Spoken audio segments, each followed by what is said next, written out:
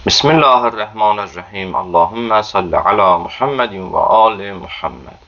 Sual olunur ki, təsbihlə istixarə etməyin qaydası nə cürdür? İstixarə barədə başqa videolarda geniş izah vermişik.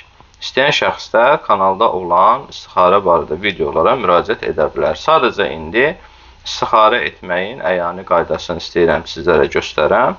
Demək, tərəddüd etdiyimiz o işi, həmin o əməli fikrimizdə tuturuq, nə ki ona görə istixarə edirik.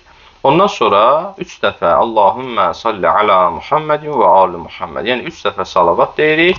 Salavat deyəndən sonra təsbihi götürürük. Təsbih balaca ölçülü də ola bilər, 101 daşlı da ola bilər. Bir müəyyən qədər bir daşı tutub saxlayırıq bu qədər. Yəni seçirik bu miqdar bir daş. Ondan sonra 2-2 onu çəkirik. Bu cür 2-2 daşları götürürük. Hətta arada olan daşı da belə ona qatırıq, fərq etməz. Çünki sual edirlər ki, bu balaca, nazik daşı da çəkməliyik, daş da fərq etməz. 2-2 bu cür çəkirik və nəhayəti axırda 2 qaldı. Buyururlar ki, əgər ikisi qalsa axırda bu mənası budur ki, xeyr, yaxşı deyil, o işə addım atma. Yox, əgər birdən 2-2 çəkdikdən sonra axırda tək qalsa, bu mənası budur ki, yəni yaxşıdır, o işə addım atmaq olar. Bu qaydada edilsə kifayət edər. Vəssalamu aleykum və rəhmətullahi və bərəkatuhu.